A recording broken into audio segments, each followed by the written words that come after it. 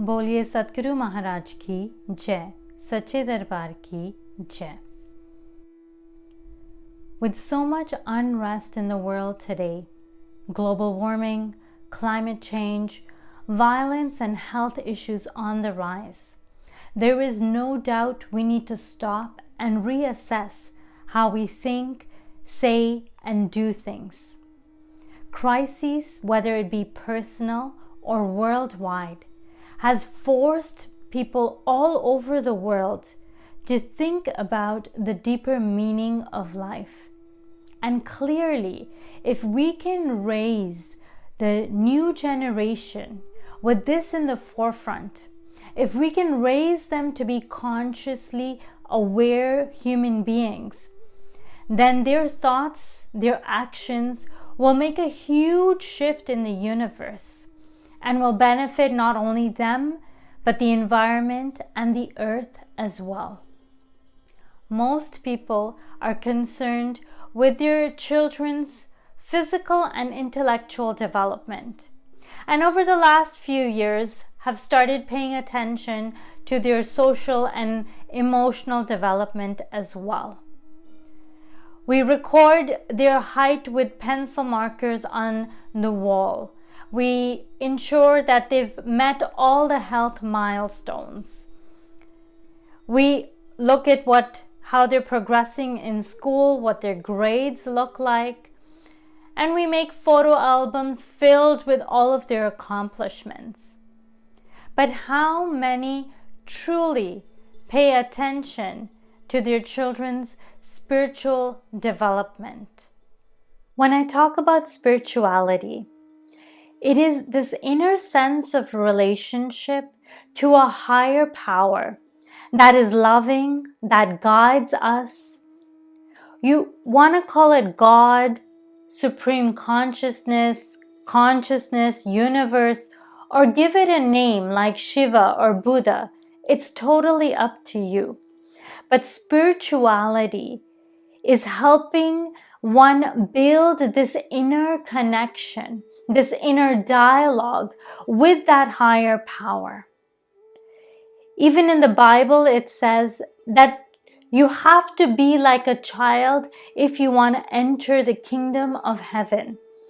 So children are naturally spiritual. We train them to be materialistic. Think about when you gave your child a gift when they were really young.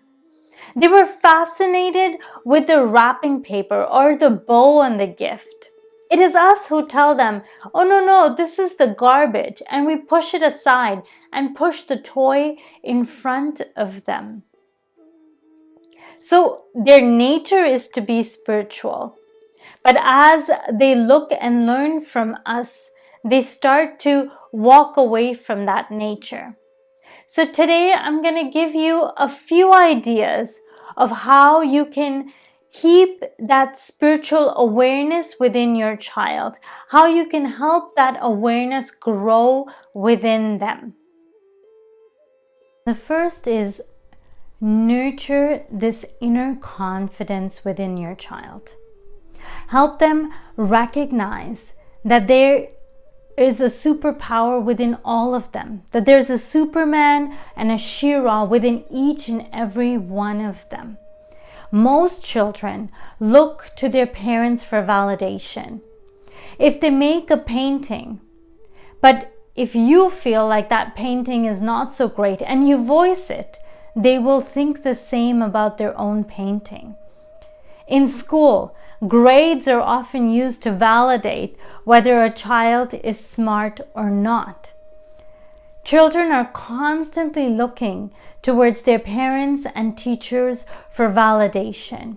But if you can nurture within them that there is this inner power that makes them capable to take on anything, when they want to give up learning a dance routine or give up playing a sport, if you can nurture that within them lies this untapped energy, which enables them to learn anything and excel at anything, That will help them build that inner connection, will help build their inner confidence as well. But this nurturing has to be done on a daily basis. Just like you give your children a multivitamin daily, this nurturing of that inner confidence has to be done on a daily basis. And it can be done in many different ways. Whether it's a daily meditation, an affirmation practice, whether it's chanting, whatever method you choose. But the trick is to do it on a daily basis. If it's sporadic, it will not stick with your children. The second is appreciating nature. More and more studies are showing how spending time outdoors, how spending time in nature is helping children be stress-free and mentally grounded. Children are naturally drawn to nature, are naturally drawn to being outdoors, because being in nature helps them be one with nature, be one with their own true nature as well. A child will naturally jump in puddles and put his hands in the soil because he connects to that higher presence that exists in all of God's creation. Teach them to grow a plant, and they will realize that if they don't take care of this plant, if they don't water it regularly, it will soon die. And this teaching will help them nourish their talents, their relationships, and nourish their connection to the universe. Teach them to raise a puppy, and it will teach them unconditional love and compassion, and that will spill over to all of God's creation, to everything in the environment as well. So go on simple walks, go spend time in water, connect with the natural sources that God has provided us. And this will instill within children to take care of the environment as well, to appreciate the natural sources that have been provided to us. The third is the art of giving. Teaching your children to give from a very young age is a good practice. Whether it's volunteering somewhere on a regular basis, or feeding the less fortunate, or donating their clothes and their toys to those who might have a little bit more value for them. Build in your household a tradition of giving, so that when birthdays and Christmas rolls around, your children are not only focused on what they are receiving, but also pay attention to what they're giving. And it doesn't always have to be a monetary donation. If your child loves drawing or is artistic, let them draw beautiful greeting cards for the elderly. If they can mow someone's lawn or pick up snow from someone's driveway, little acts of giving, incorporate them within your daily life. The fourth is cultivating gratitude. We live in an age where we're constantly focused on what we do not have, or we constantly compare ourselves to others, and we continuously feel like we've received the shorter end of the bargain. But if we can raise our children to focus on what they have instead of what they do not have, they will grow up to be contented human beings. Once, a blind child was sitting on a street with a hat in his lap and a sign that read, "I am blind, please help." Many people walked that street. one man stopped, dropped a few coins into his hat, and asked if he could change his sign. He changed his sign and handed it back to the child and went on his way. And that day, many people dropped coins into his hat. Later that afternoon, that man returned to meet the child. And the child asked, "Are you the man who changed my sign? What did you say? Because today many people have dropped coins into my hat. I sit here daily, but today, more than usual, people have dropped coins into my hat. What does my sign say?" And the man replied, "It says today is a beautiful day, but I cannot see it." Both the statements were true. What the child had written, "I am blind, please help," and what the man had written, "Today is a beautiful day, but I cannot see it." But the second statement enabled people to be grateful for sight, to appreciate that they can see. A simple reminder of something that they might have not thought of on a regular basis. But this statement enabled them to be grateful for sight, and that enabled them to give. If we can give simple reminders like this to our children, be grateful for the sun that gives us light and energy. Be grateful that you have a backyard to play in. Grateful that you go to bed with a full belly.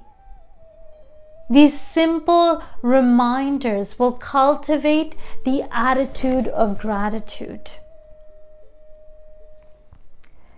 These simple habits, if you can incorporate it in your daily routine, maybe being grateful for the meal on the table, or thankful for a beautiful day, these simple habits will serve as place markers for your children as they develop deeper gratitude as they grow older and they mature. The habits you cultivate in them today will serve a deeper purpose as they grow older. Spirituality is a vast, untapped resource in our understanding of human development, but one that needs attention, especially in today's day and age. Remember, your children do what you do. They have been copying you since day one. How you say things, the face expressions you make, how you deal with situations. Stop and think for a few moments. How many of the things you do resemble what your parents used to do? I'm sure there's quite a few. The same holds true with your children. They will do exactly what you do. So if you want them to be spiritual, you want them to be consciously aware beings, then you have to be spiritual. You have to be consciously aware beings as well.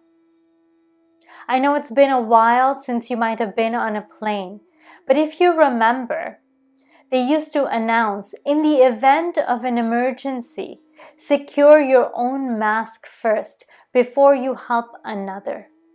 The same holds true for spirituality. If you want them to be spiritual, you need to be spiritual first. Incorporate it into your daily life. Don't separate spirituality and parenting. Don't make it a one day a week thing that you only exercise when you go into a congregation, a satsang or church. But incorporate it into your daily lives. Simple acts of gratitude throughout the day. Reminders of things that we should be grateful for. Appreciating the simple things of nature, nurturing that inner confidence within them, reminding them that within them is this untapped source of energy, is this power that enables them to make anything possible, that will help them excel at anything that they do, and teaching them the art of giving. Whether it's a simple toy or a book, but teaching them the art of giving from a very young age. If you can incorporate even one of these things into your daily routine with your children, you're well on your way to raising spiritual beings, to raising conscious human beings that will help make a massive shift in this universe, that will help make this world a more peaceful place to live in. On that note, we'll conclude today's talk. Thank you everyone for joining me. Till next time, stay safe and God bless.